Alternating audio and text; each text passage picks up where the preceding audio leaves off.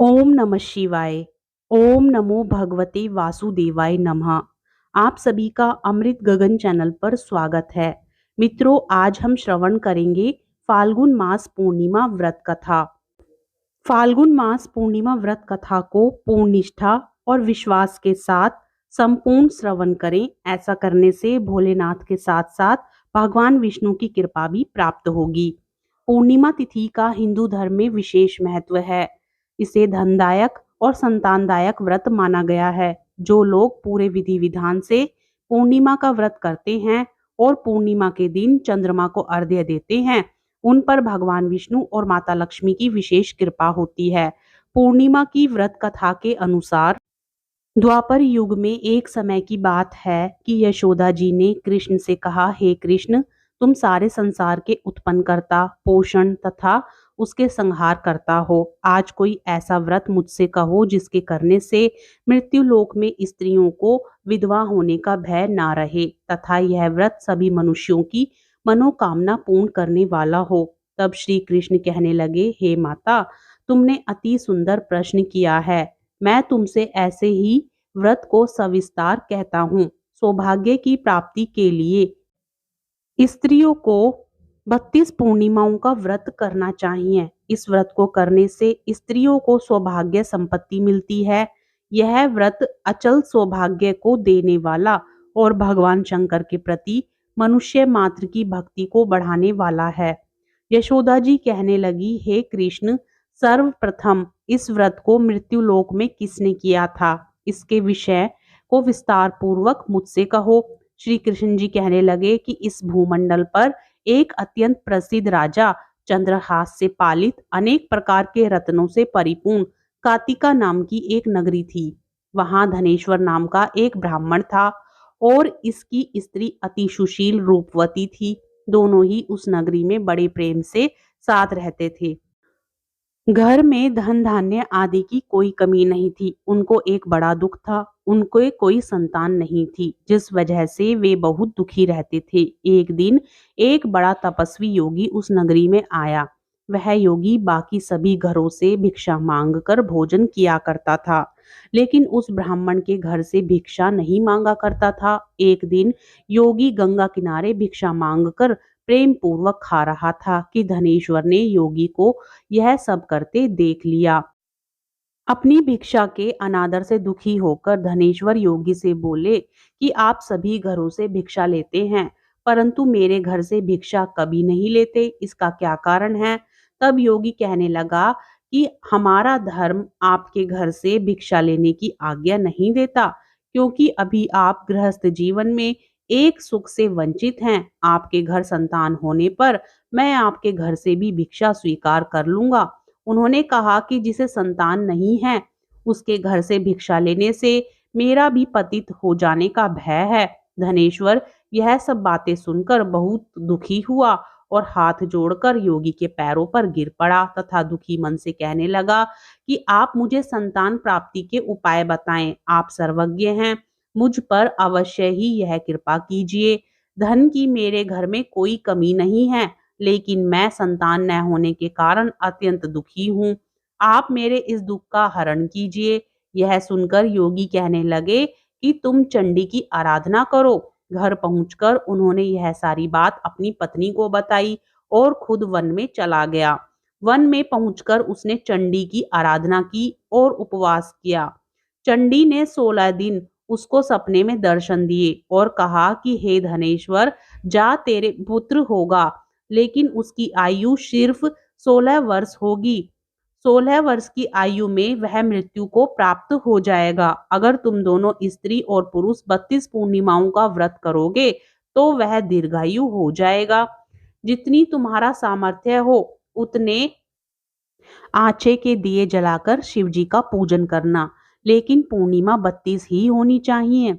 सुबह होते ही तुम्हें इस स्थान के पास एक आम का पेड़ दिखाई देगा। उस पर चढ़कर एक फल तोड़कर अपने घर चले जाना। अपनी स्त्री को इसके बारे में बताना। सुबह स्नान होने के बाद वह स्वच्छ होकर शंकर जी का ध्यान करके उस फल को खा ले। तब शंकर भगवान की कृपा से उसको गर्भ हो जाएगा। जब ब्राह्मण सुबह उठा तो उसे उस स्थान पर आम का पेड़ दिखाई दिया और वह उससे फल तोड़ने के लिए चढ़ा, लेकिन वह पेड़ पर चढ़ नहीं पा रहा था। यह देखकर उसे बड़ी चिंता हुई। उसने भगवान गणेश की उपासना की और कहा, हे दयानिधे, अपने भक्तों के विघ्नों का नाश करके उनके मंगल कार्य को करने वाले, दुष्ट का नाश करने वाले, रिद्धि सिद्धि देने वाले, आप मुझे इतना बल दें कि मैं अपनी मनोकामना पूरी कर सकूं।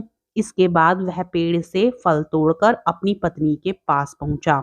उसकी पत्नी ने अपने पति के कहे अनुसार इस फल को खा लिया और वह गर्भवती हो गई। देवी की कृपा से उसे बहुत सुंदर पुत्र पैदा हुआ। उसका नाम देवीदास रखा। माता पिता के हर्ष और शोक के साथ वह बालक बढ़ने लगा। भगवान की कृपा से बालक बहुत ही सुंदर, सुशील और पढ़ाई लिखाई में भी बहुत निपुण था। दुर्गा जी के कथा अनुसार उसकी माता ने 32 पूर्णिमा का व्रत रखा। जैसे ही 16वां वर्ष लगा, दोनों पति पत्नी बहुत दुखी हो गए, कहीं उनके पुत्र की मृत्यु ना हो जाए। उन्होंने सोचा कि अगर उनके सामने यह सब हुआ तो वह कैसे देख पाएंगे। तभी उन्होंने देवीदास के मामा को बुलाया और 1 वर्ष के लिए देवीदास को काशी में पढ़ने के लिए भेज दिया। 1 वर्ष के बाद उसे वापस लेकर आ जाना। देवीदास अपने मामा के साथ एक घोड़े पर सवार होकर चल दिया। उसके मामा को भी यह बात पता नहीं थी। दोनों पति पत्नी से 32 पूर्णमासी का व्रत पूरा हो गया था। दूसरी तरफ मामा और भांजा दोनों रात गुजारने के लिए रास्ते में एक गांव में रुके। उस दिन उस गांव में ब्राह्मण की कन्या का विवाह होने वाला था। जिस धर्मशाला में वर और बारात के बाकी लोग रुके हुए थे, उसी धर्मशाला में देवीदास और उसका मामा ठहर गया। उधर कन्या को तेल आदि चढ़ाने के बाद जब लगन का समय आया तो वर की तबीयत खराब हो गई। वर के पिता ने अपने परिवार वालों से विचार विमर्श करके कहा कि यह देवीदास मेरे पुत्र जैसा ही है, मैं इसके साथ लगन करा दूं और बाद में बाकी सारे काम मेरे बेटे के साथ पूरे हो जाएंगे। ऐसा कहने के बाद वर के पिता देवीदास को मांगने के लिए उसके मामा के पास गए और उन्हें सारी बात बताई। मामा ने कहा कि कन्यादान में जो कुछ भी मिलेगा वो हमें दे दिया जाए। वर के पिता ने बात स्वीकार कर ली। इसके बाद देवीदास का विवाह कन्या के साथ संपन्न हो गया। इसके बाद वह अपनी पत्नी के साथ भोजन ना कर सका और मन में विचार करने लगा कि ना जाने यह किसकी पत्नी होगी। यह सोचकर उसकी आंखों में आंसू आ गए। तब वधू ने पूछा कि क्या बात है, आप उदास क्यों हैं? तब उसने सारी बातें पत्नी को बता दी।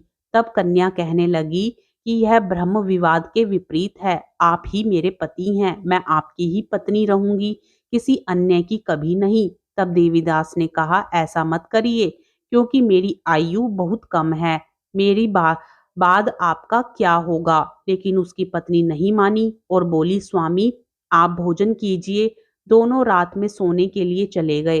सुबह देवीदास ने पत्नी को 4 नगों से जड़ी एक अंगूठी दी और एक रुमाल दिया और बोला कि हे प्रिय, इसे लो और संकेत समझकर स्थिर चित्त हो जाओ।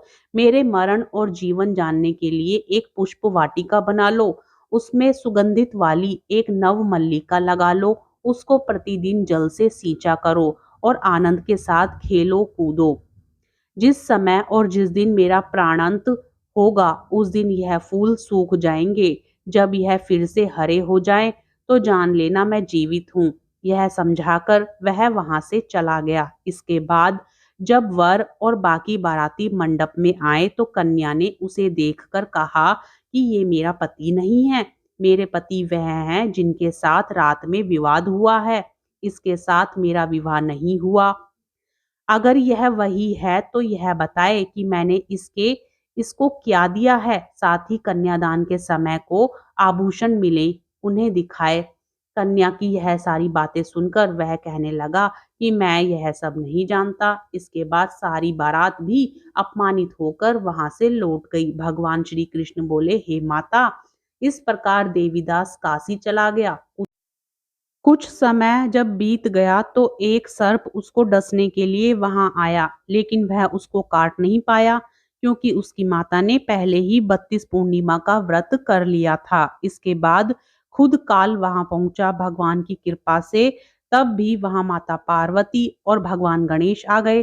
देवीदास को मूर्छित दशा में देखकर माता पार्वती ने भगवान शिव से प्रार्थना की कि महाराज, इस बालक की माता ने पहले ही 32 पूर्णिमा के व्रत कर लिए हैं, आप इसको प्राण दें। भगवान शिव ने माता पार्वती के कहने पर उसे प्राणदान दे दिया। उधर उसकी पत्नी उसके काल की प्रतीक्षा कर रही थी। उसकी पत्नी ने जाकर देखा कि पुष्प और पत्र दोनों ही नहीं हैं। तो उसको बहुत आश्चर्य हुआ और जब उसने देखा कि पुष्प वाटिका फिर से हरी हो गई, तो वह समझ गई कि उसका पति जिंदा हो गया है। इसके बाद वह बहुत ही प्रसन्न होकर अपने पिता से कहने लगी कि मेरे पति जीवित हैं, उनको ढूंढिए। जब 16वां वर्ष व्यतीत हो गया तो देवीदास भी अपने मामा के साथ काशी चल दिया। इधर उसकी पत्नी के परिवार वाले उन्हें ढूंढने के लिए जा ही रहे थे कि उन्होंने देखा कि देवीदास और उसका मामा उधर ही आ रहे थे। उसको देखकर उनके ससुर बहुत प्रसन्न हुए और उसे अपने घर ले आए। वहां सभी गांव वाले इकट्ठे हो गए और कन्या ने भी उसे पहचान लिया। देवीदास ने इसके बाद अपनी पत्नी और मामा को लेकर वहां से चल दिए। उसके ससुर ने भी उसे बहुत धन और दहेज दिया। जब वह अपने घर की तरफ चल रहा था तो उसके माता पिता को लोगों ने खबर दी, तुम्हारा पुत्र देवीदास अपनी पत्नी और मामा के साथ आ रहा है। ऐसा समाचार सुनकर पहले तो उन्हें विश्वास नहीं हुआ, लेकिन जब देवीदास आया और उसने अपने माता पिता के पैर छुए तो देवीदास के माता पिता ने उसका माथा चूमा और दोनों को अपने सीने से लगा लिया।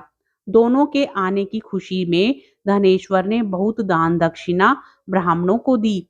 श्री कृष्ण जी कहने लगे कि इस तरह धनेश्वर को 32 पूर्णिमाओं का व्रत रखने के प्रभाव से संतान प्राप्ति हुई। जो स्त्रियां इस व्रत को करती हैं वह जन्म जन्मांतरों तक वैधव्य का दुख नहीं भोगती हैं और सदैव सौभाग्यवती रहती हैं। यह मेरा वचन है। यह व्रत संतान देने वाला और सभी मनोकामनाओं को पूरा करने वाला है।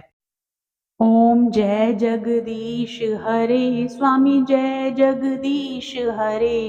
भक्त जनों के संकट, दास जनों के संकट क्षण में दूर करे। ओम जय जगदीश हरे। जो ध्यावे फल पावे, दुख बिन से मन का।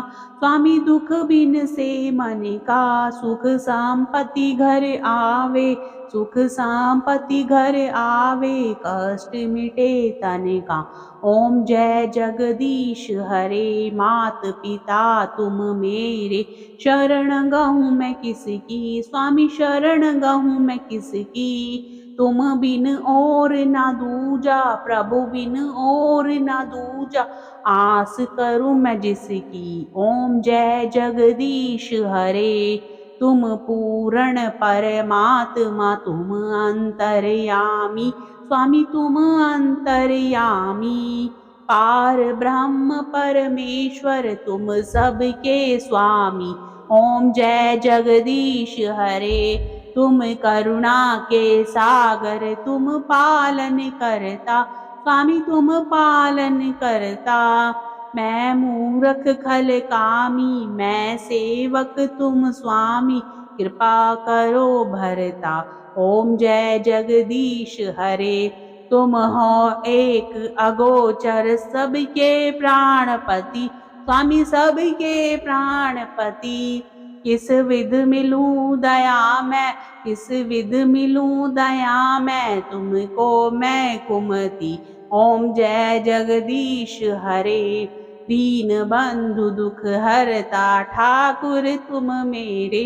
स्वामी रक्षक तुम मेरे। अपने हाथ उठाओ, अपनी शरण लगाओ, द्वार पड़ी मैं तेरे।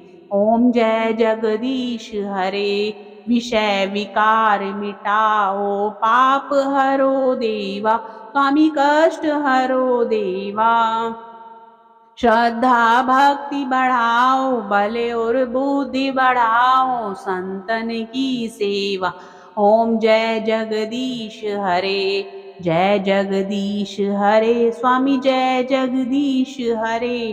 भक्त जनों के संकट दास जनों के संकट क्षण में दूर करे। ओम जय जगदीश हरे। बोलो विष्णु भगवान की जय, भोलेनाथ की जय। आपको आज की कथा कैसी लगी? यदि आपको कथा पसंद आए तो वीडियो को लाइक करें और चैनल को सब्सक्राइब करें और कमेंट बॉक्स में श्री हरि विष्णु भगवान की जय, भोलेनाथ की जय जरूर लिखें।